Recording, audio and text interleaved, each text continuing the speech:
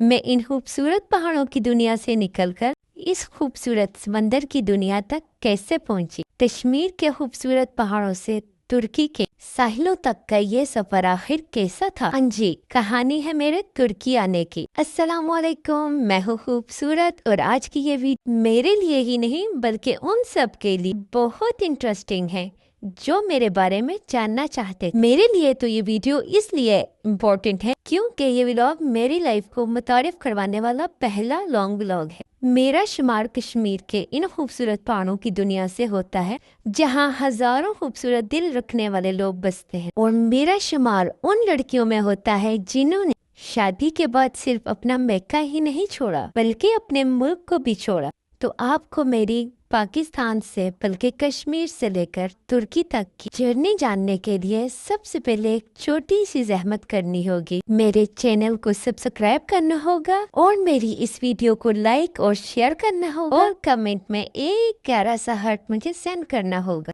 तो हाँ जी, मैं आपको बता रही थी कि मैंने शादी के बाद अपना मक्का ही नहीं अपना मुल्क भी छोड़, और हर शादीशुदा लड़की मुझसे बेहतर जानती है कि मक्का छोड़ने का गम कितना ज्यादा होता है और नई आने वाली जिंदगी का डर खौफ तो कुदरती बात है ना। लेकिन मेरी ये single to married Kashmir to Turkey और सबसे प्यारी बात 1 to 4 तक की जर्नी कैसी गुजरी है, ये जानने के लिए आपको थोड़ा सा इंतजार करना होगा क्योंकि 1 to 4 का मतलब पहले आप समझ लें। मैं अकेली आई थी और अब अल्हम्दुलिल्लाह हम 4 हैं, मैं, मेरे प्यारे हस्बैंड और मेरी 2 खूबसूरत बेटियां। अल्हम्दुलिल्लाह पाकिस्तान से तुर्की का ये सफर तो चंद घंटों पे मुहित है, लेकिन वापस जाते जाते सालों लग जाते हैं और परदेश में रहने वाले लोग ये सब जानते हैं कि वापस जाने में ये सालों क्यों लग जाते हैं। ये तो था मेरा बेसिक इंट्रोडक्शन। अब पाकिस्तान से टर्की तक के सफर को जानने के लिए आपको मेरा कल तक वेट करना पड़ेगा। मिलते हैं कल